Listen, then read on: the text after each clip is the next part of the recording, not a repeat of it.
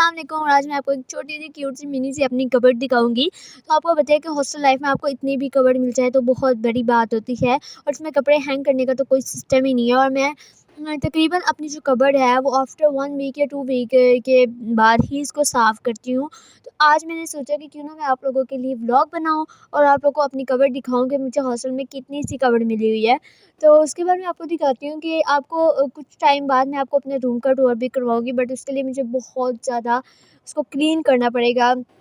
बहुत ज़्यादा उस पे मेहनत करनी पड़ेगी, तो वो मेहनत अभी तो नहीं हो सकती, बट मैं आप लोगों के लिए वो भी करूँगी। आप लोगों को अपना हॉस्टल का रूम भी दिखाऊँगी और आप लोगों को अपना पूरा हॉस्टल भी दिखाऊँगी।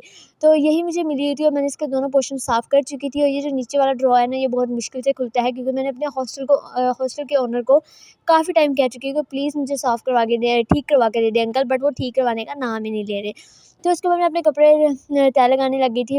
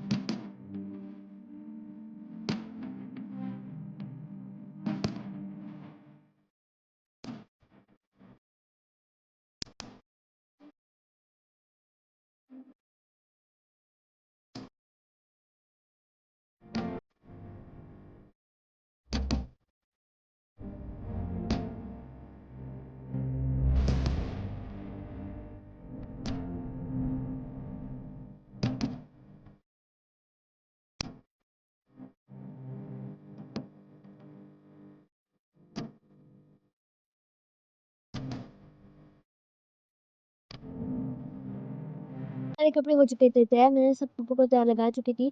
और उसके बाद इसको अलाइन करना और भी मुश्किल लग रहा था, क्योंकि मैं जैसे ही रखती थी तो फिर कपड़े गिर जाते थे। और जब मैं इसको अलाइन कर लूँगी तो आपको लगेगा कि मैंने तो कबर्ड को कोई अलाइन किया ही नहीं है, ये तो वैसे की वैसी मैसी ही है। बट ऐसा नहीं है, मुझे ऐसे ही तैयार लगाने आता है कपड़ों को। अगर अच्छा लगाना आता होता तो फिर क्या ही बात थी, फिर आपको कबर्ड और भी ज़्यादा परफेक्ट लगती, बट मुझे कपड़ों को तैयार लगाना नहीं आता, तो मैं इसको बस थोड़ा बहुत ही लगा देती हूँ जैसा मुझे आता है। तो उसके बाद मैंने इसके 3 पोर्शन बना लिए थे। एक तरफ मैंने अपनी जीन्स और ट्राउज़र लगाए थे, वो रखे, टॉप्स रखे और सब चीज़ें रख दी थी। तो एक पोर्शन मेरा हो चुका था क्लीन और क परफेक्ट हो चुका था, मतलब कि परफेक्ट ना कहो, क्योंकि मैं ये कहूँगी कंप्लीट हो गया था।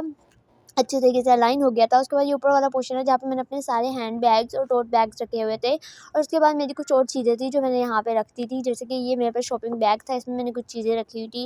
यूनिवर्सिटी बैग था, और उसके बाद मैंने कुछ के स्टॉलर और जो मेरे टॉवल वगैरह था उसको मैंने हैंग कर दिया था। इतनी स्पेस नहीं होती, क्योंकि मैं एक चीज़ उठाती हूँ तो 2-3 चीज़ें नीचे गिर जाती हैं। उसके बाद ये छोटे-छोटे क्यूट-क्यूट मैंने अपने कैनवस से अरेंज कर दिए थे। और उसके बाद मेरे पास छोटा-सा क्यूट सा मिनी सा टेडी बियर है, तो मैंने उसको रख दिया। और ये मेरी कबर्ड हो चुकी थी साइड डेकोर। डेकोर मैं नहीं कह सकती, अरेंज हो चुकी थी। और उसके बाद ये मेरी सारी कुछ छोटी-मोटी चीज़ें हैं, जैसे कि sunblock, lotion, body spray, body mist, और ये सब चीज़ें थी मेरे पास। तो ये मैंने यहाँ पे आगे अलाइन करके रख देती हूँ हमेशा की तरह। उसके बाद मैं आपको नीचे वाला ड्रॉ दिखाती हूँ, उसमें मैंने अपनी कुछ चीज़ें रह चुकी थी जो मैंने उसमें सारी अरेंज कर चुकी थी। उसमें अरेंज करने के लिए मेरे पास सॉक्स थी, वैक्स थी और इस तरह की छोटी-मोटी चीज़ें थी जो मैंने इसमें सेट कर चुकी थी।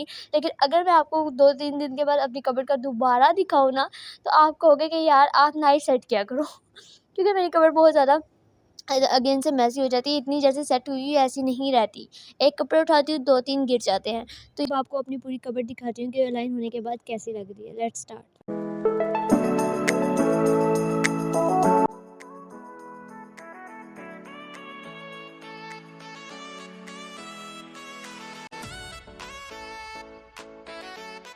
जैसे कि आप देख ही चुके होंगे, मैंने अपनी कबर्ड में हर चीज़ को अलाइन करके रख चुकी हूँ। और प्लीज़ आस-पास की चीज़ों को इग्नोर कीजिएगा, हॉस्टल रूम्स ऐसे ही होते हैं। And like, share and subscribe करना मत भूलिएगा। एंड मेरे नेक्स्ट व्लॉग का वेट करिएगा। एंड अल्लाह हाफ़िज़।